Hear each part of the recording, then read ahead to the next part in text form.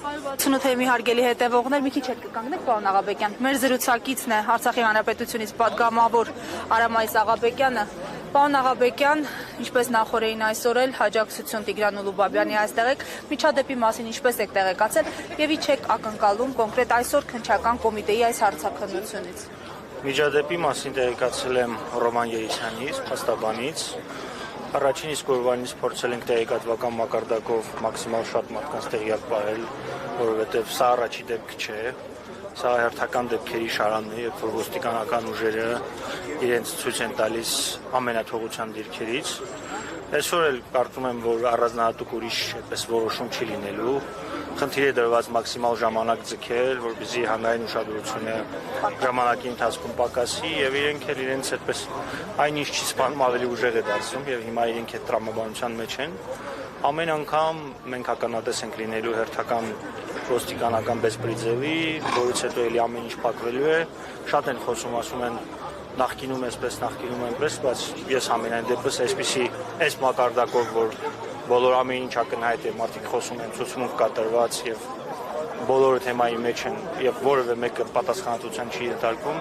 այսպիսի իրավիճակ ես դեռ չեմ տեսել։ Թեկուզ են նույն իրավապաշտպանները, որոնք որ ժամանակին, երբ որ մեկի այդպես մատը փուշ էր ընկնում, այդպիսի բարձրացնում էին ինչ-որ ձայն էին բարձրացնում, հայտնի իրավապաշտպանների քաղաքացիական հասարակության ձայնը էլի չի լսվում։ Չգիտեմ, պետք է իրենցից հարցնել, ինչպես ստացվեց, որ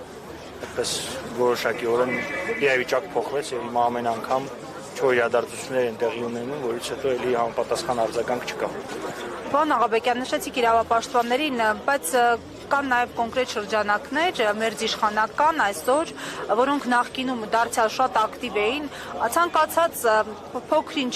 ոչ իրավաչափ գործողության մասին հանրությանը տեղեկացնում էին, ակցիաներ էին իրականացնում, այսօր լռում են եւ ոչ միայն լռում են, նույնիսկ այնպիսի գրառումներ են կատարում, որոնք տարանջատում են մտցնում Արցախ-Հայաստան միասնության մեջ, օրինակ ասում են արցախցի էլ չէ, ղարաբաղցի հանցախմբերը գործի են դրել նոր մեթոդներ, այստեղ, չգիտեմ, աժոտաժ առաջացնել համար, այսպիսի մոտեցումներին, հայտարարություններին, ինչպես եք վերաբերում եւ արդյոք սա հենց հրահանգով է արվում իշխանությունների կողմից։ Իմ կարծիքով այո, հրահանգով է արվում, որտեղ անգամ եթե նայում ես այդ քարոզչական ալիքներին, այն մարդկանց, ովքեր այդ հռետորաբանություն տանում են,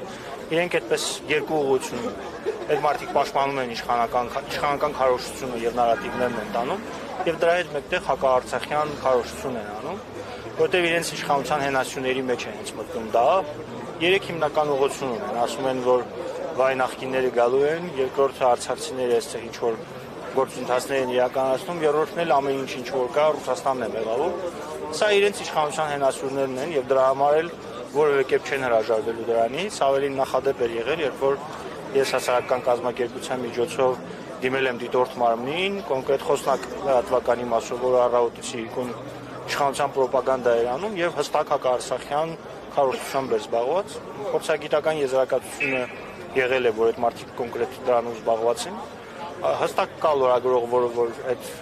միկրոֆոնը բռնած մոտենում է մարդկանց հարցեր, բայց որևէ մեկի ոչ մի պատասխանատվություն չի ենթարկվել։ Ավելին կա ուժային նույն կառույցներն են, ազգային անվտանգություն, ոստիկանություն։ Եթե դու իշխանական գծի մեջ ես, ինչ ուզում ես արա, ոչ մի խնդիր չունես։ Այդպես դրանից ելնելով էլ հենց երևում է այդ ամենաթողությունը, որ կա, չգիտեմ, Ռոման Բաղդասարյան կլինի կամ դրա նման մի ուրիշ քարոզիչներ կլինեն, այդ մարդիկ այդպես ինչ որ թաքնված միտեղ չեն, բոլորն էլ հստակ են, հստակ հակաարցախյան քարոզություն են տանում, որ նախադեպ կա, երբ որ այդ ԿՎՆ-ի մասնակիցը ինչ որ արտահայտություն էր դրա համար մարդուն Արմեն Գրիգորյանը այդ մարդուն փաստացի սպանեցին, բայց այդ մնացածները, որոնք որ